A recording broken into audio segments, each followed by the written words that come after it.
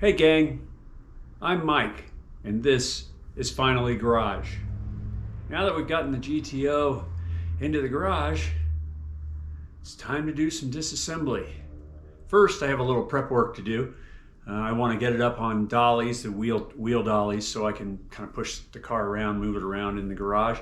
And I want to remove the hood. So I'm going to do a little prep work for that first, and then we're going to start disassembling the interior.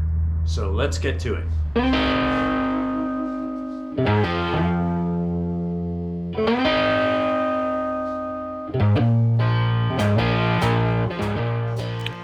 I love this jack.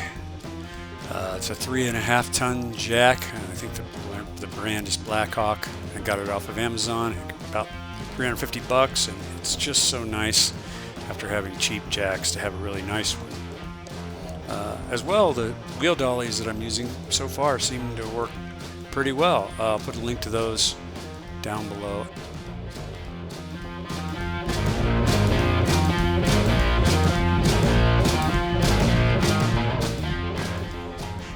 So as I'm sure some of you already realize,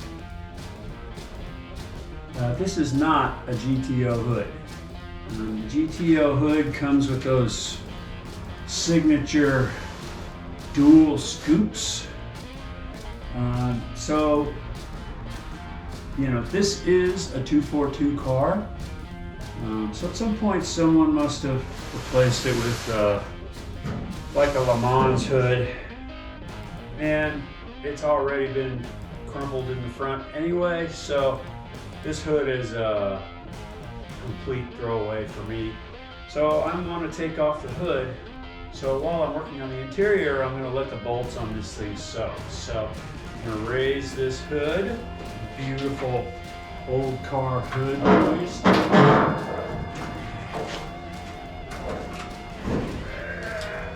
Not bad. These bolts don't actually look terrible, but I'm going to hit them with some PB Blaster here. Good old PB Blaster. Let it soak. I have a feeling these are going to come off pretty nicely. Okay. I love my PB Blaster, and that's why I buy it by the case. All right, so let's take a look around the interior of this car.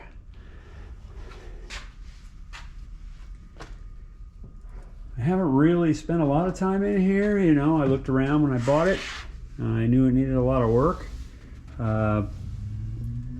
This is the original interior color. The car was Tyrol blue exterior with parchment interior. So right off, let's see what we got here. There's a bunch of stuff, some bungee cords. Cool. There's a transmission cross member. Back here,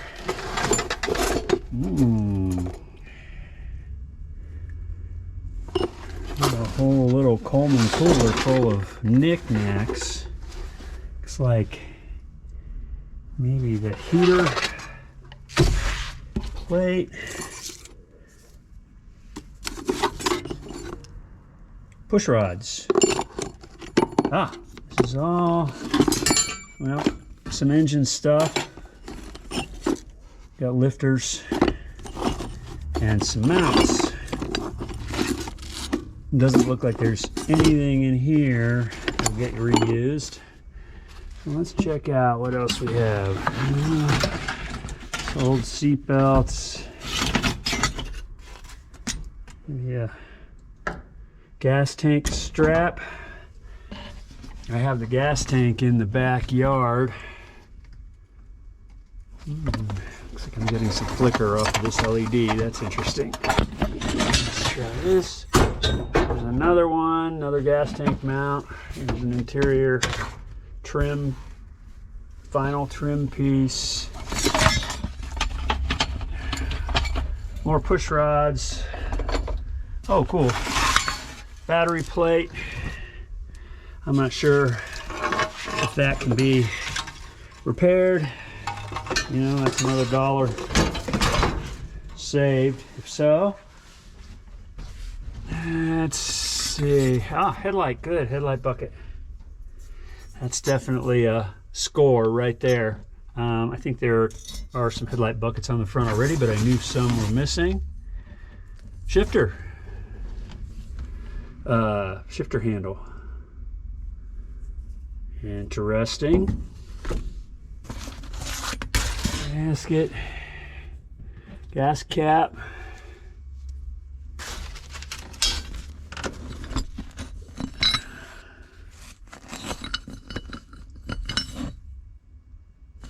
Interesting. Mount bracket.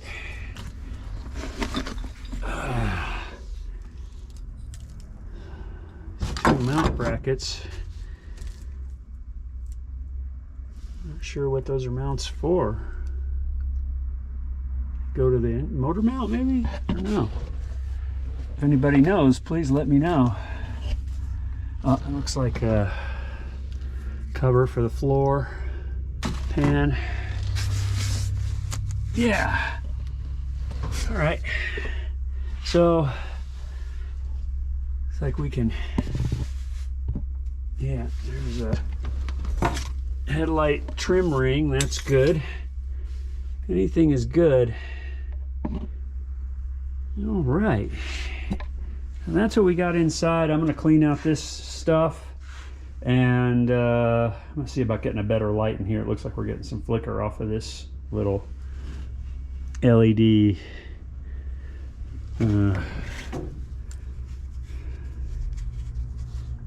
magnetic light here. So hopefully the other light I have is LED as well, provide a little less flicker. Yeah, okay, let me clean this out a little bit, and then we're going to start on these seats. I think we're just going to start from the back and work our way forward.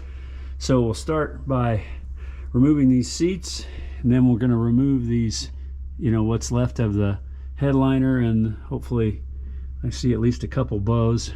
So the headliner and the bows, and then we'll work our way to the fun part, which is going to be this dash. All right. All right, so got the majority of the junk pulled out, and it's pretty clean, or, you know, I mean, there was lots of fuzz and stuff from the interior, but the big thing is, for me, it doesn't smell like rats. That's the worst. So the next step is going to be to yank out these seats, and just looking at the sort of weird angle of the seat there, and it looks like somebody may have been pulling on them already. We'll have to see, you know, whether these are even hooked in. Somebody may have tried to remove the seats and not realized how to do it. These basically, there's a hook from on the floor, and there's a piece of the seat that, you know, a wire from the seat that hooks underneath that hook, and so you have to push the seat back and lift it up to get it off of that hook. That's typical older GM. So there's the hook.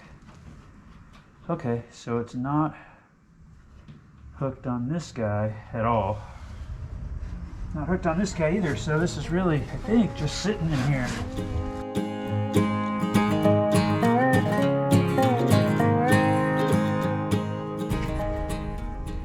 Here is the clip I was talking about. Had this seat been installed, you know, correctly, there'd be a piece of wire that would slide along here, slip down into this notch, and then as the spring action of the seat, just the natural, you know, spring, you kind of compress it, and then as the spring action of the seat pushes it forward, it just stays wedged under there, and that's pretty much all that keeps the seat on. And there's one on this side and there's one on the other side. Very typical GM stuff. So now I think the top part of the seat is held on by a couple bolts, at least two. So let me break those loose. Of course, hit them with a little PB blaster, see if I can get those loose, and we'll go from there.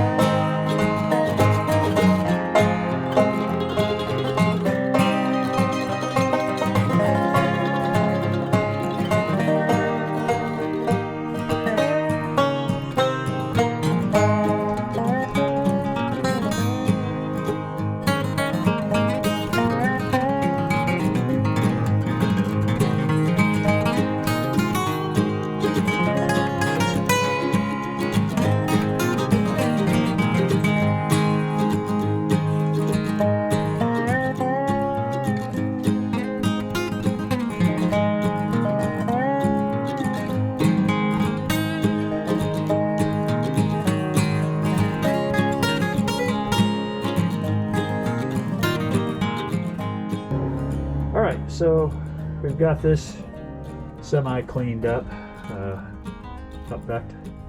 So the next step is going to be to turn to this headliner. Get this, that should be pretty easy. Get this fabric out of here.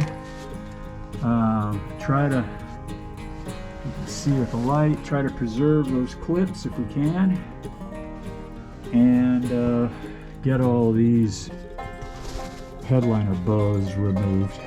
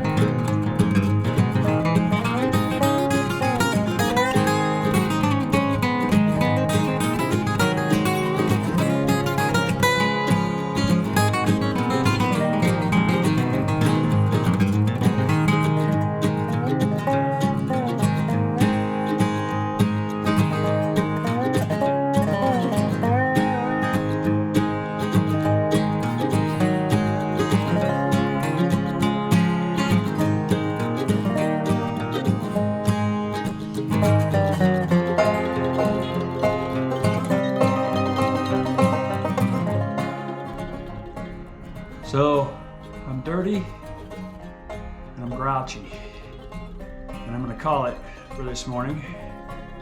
This is Saturday morning. I'm going to continue on this interior tomorrow and hopefully get that hood removed as well. I did make a few notes from what I learned today. Let's see. Number one, never remove the interior on a 1967 GTO.